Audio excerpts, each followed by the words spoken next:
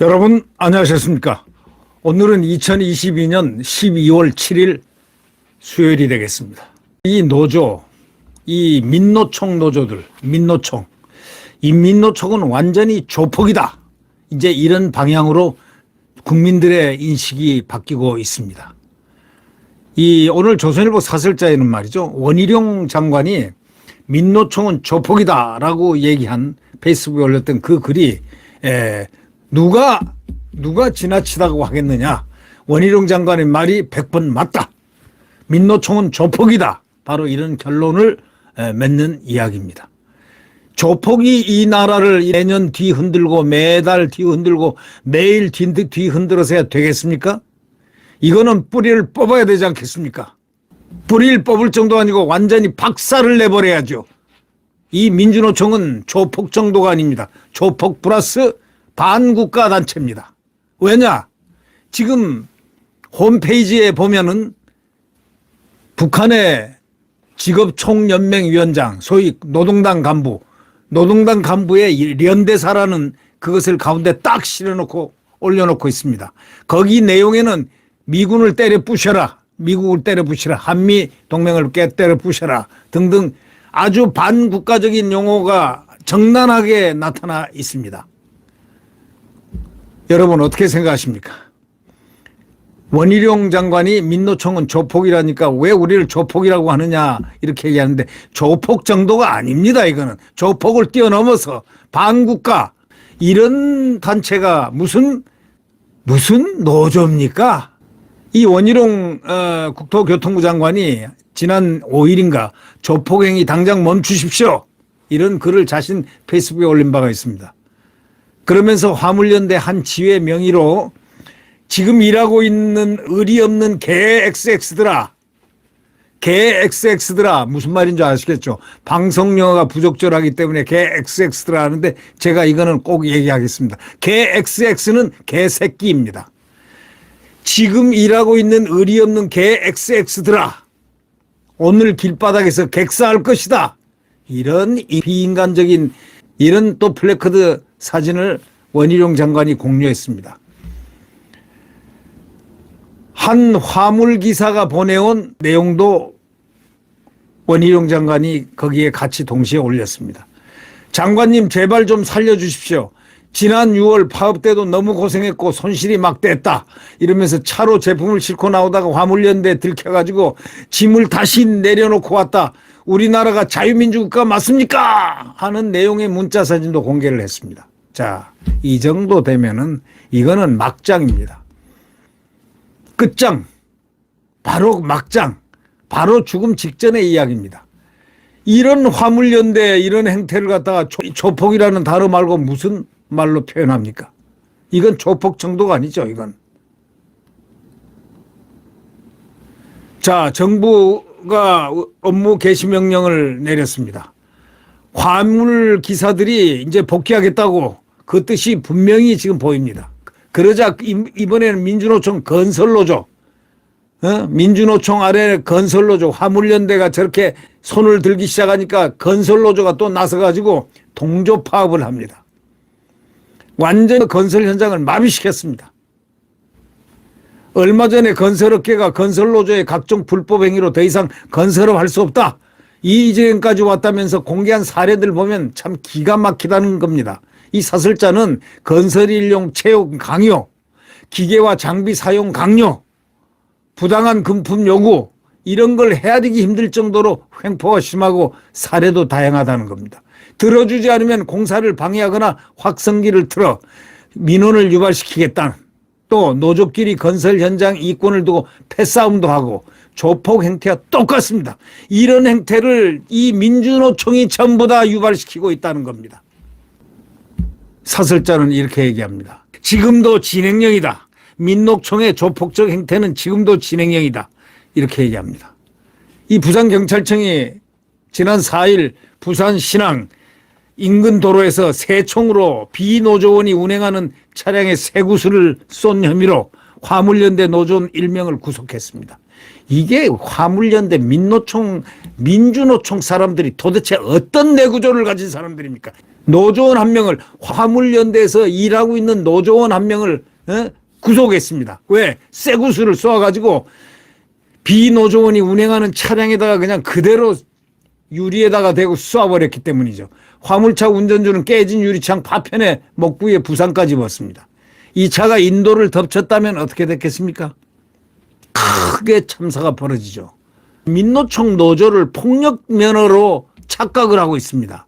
이 조폭 행태를 자행하는 이들을 보면 이 나라가 법치국가가 맞느냐 하는 생각이 들지 않을 수 없습니다. 오죽하면은 이제 윤석열 대통령이 법과 원칙에 따라서 칼을 딱 들었겠습니까? 만약에 윤석열 대통령이 이 칼을 들지 않았더라면, 아무도 들지 않은 이 칼을 들지 않았더라면 이 나라가 어떻게 됐겠습니까? 민주노총 공화국 아닙니까? 지난 정권 문재인도 절절 기었습니다. 민주노총한테 절절 기었죠.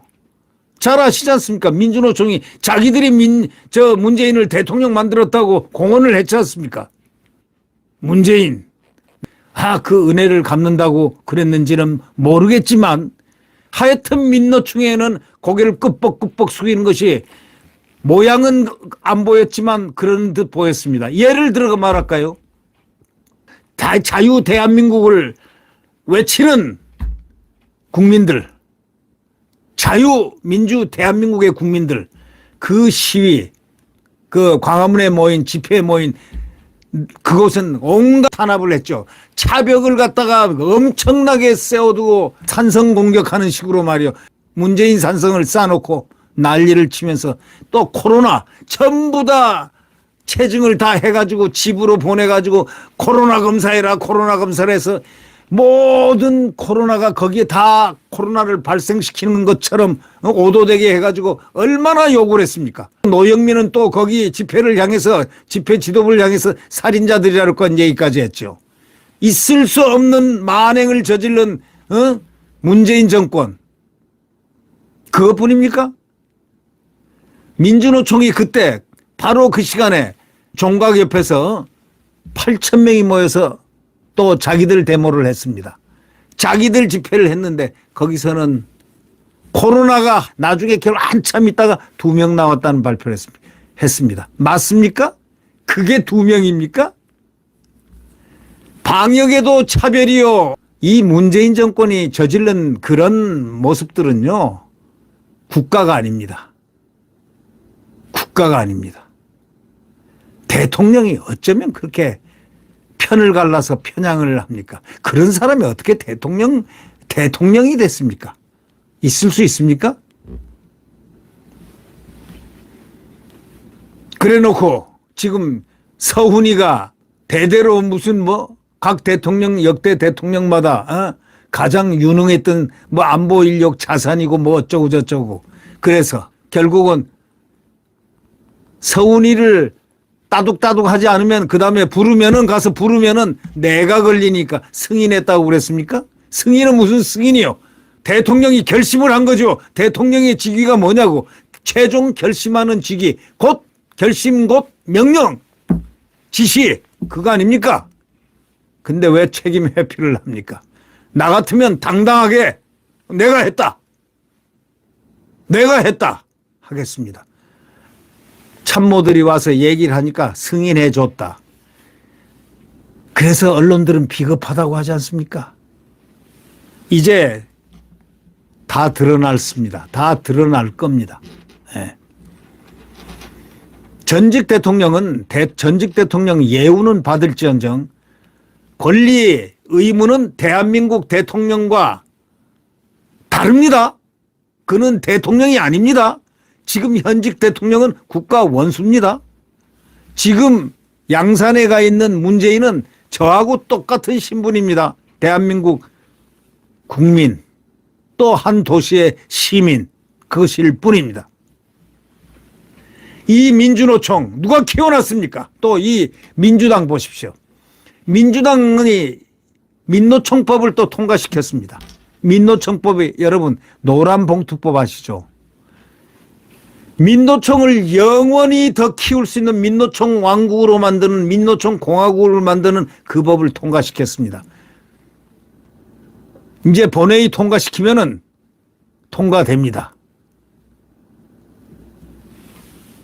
이게 무슨 법인지 아시죠?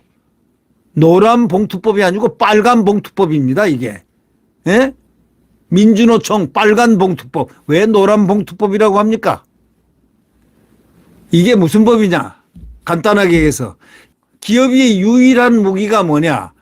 손해를 그동안 끼친 거에 대해서 민사적으로 나중에 노총한테 이 노조가 예를 들면 수출을 갖다가 지금 어디 어느 나라에 예를 들면 100만 불을 수출하기로 됐는데 딱 노조가 그냥 그대로 민주노총이 그냥 못하게 만들었습니다. 그래서 생산을 못했습니다. 생산 날짜에 못 갔습니다. 제품이 못 들어가니까 크레임을 걸 수밖에 없죠. 결국 나라도 수출이 막히고 또 두 번째 그 기업은 어떻게 됩니까? 완전히 폭망이죠. 그래서 기업이 그때 민주노총에 법을 만드는 게 있습니다. 뭐냐? 법적으로 손해배상을 청구하게 돼 있는데 이 손해배상을 청구하는 것 이것이 있기 때문에 그나마 지금 이 정도인데 이 손해배상 청구를 못하게 막아버린다는 겁니다. 다시 말하면 민노총 마음대로 사시장철 회장한테 전해서 말 안 들을 거야? 나 그러면 오늘 우리 전부 다 나가겠어. 이러면은 365일을 민노총 공화국이 되고 기업은 다 넘어갑니다. 그러고 어떻게 되느냐? 결국 이 나라가 망하게 돼 있습니다. 이 국민은 피폐한 삶을 살게 돼 있습니다. 이러한 법을 민주당이 통과시켰습니다, 여러분. 이게 정상적인 정당입니까? 민노총의 폭력은 지난 정부가 이들을 무조건 비호하면서 훨씬 심각해졌습니다. 과거에도 심각했지만 그거는 그 정도가 아닙니다. 이거 만약에 과거에가 한 10% 정도가 있다면 이번에 5년을 지난 동안에 99.9%까지 민주노총의 폭력이 강화됐습니다. 심각해졌다는 겁니다. 사설자의 얘기는 민노총 폭력은 지난 정부 문재인이가 이들을 무조건 비호하면서 훨씬 심각했다는 것이 바로 업계 이야기라고 이렇게 지적하고 있습니다. 어떤 일이 있어도 법을 지켜나가는 것이 민노총 폭력을 멈출 수 있는 유일한 길인데 윤석열 대통령이 십자가를 졌습니다. 윤석열 대통령 십자가를 졌습니다. 이 십자가를 진 이 대통령을 우리 국민의 힘으로 서포트하고 지탱해서 이 나라에서 민노총을 싸그리 없애고 분쇄해버려야 됩니다. 그렇지 않으면 이 나라가 경제 파괴되고 국민 파괴되고 나라 파괴되고 모든 게 파괴됩니다. 지금 민노총을 적극 비호하는 세력 민주당 이재명 노란봉투법 통과 169명 더 못된 짓을 감행할 때는 비상대권 발동해야 됩니다. 국회 해산해야 됩니다. 그것밖에 묘약이 없습니다. 이건 나라를 사랑하는 사랑의 묘약입니다. 비상대권 발동, 국회 해산, 이 반국민적, 반국가적 국회라면 그건 해산돼야 안 되겠습니까? 생각해 보세요. 새 정부가 국민에 의해서 정권교체를 해서 출범을 했습니다. 지금 6개월 동안에 77건 11월 6일 현재 77건을 법안을 냈습니다. 민생법안입니다. 윤석열 대통령이 후보 시절에 국민들과 약속했던 공약들을 지키기 위한 법안들을 냈는데 77건 모두 77건을 냈는데 100% 깔아뭉개버렸습니다. 없애버렸습니다. 그런 게 의회입니까? 의회 폭력이 의회 구태타 아닙니까? 의회가 일을 못하도록 정부가 대한민국 정부가 일을 못하도록 할 경우에는 반드시 비상대권을 발동해서 정상화를 시켜야 됩니다. 그건 의회 구태타이기 때문입니다. 벌써 필요하고도 충분한 조건, 소위 비상대권을 발동한 충분한 조건을 민주당이 자초했습니다. 여러분 어떻게 생각하십니까? 네, 이 민노총 폭력이라고 얘기한 원희룡 장관 대단히 용기가 있습니다. 네. 구독 버튼과 엄지를 눌러주시면 대단히 감사하겠습니다.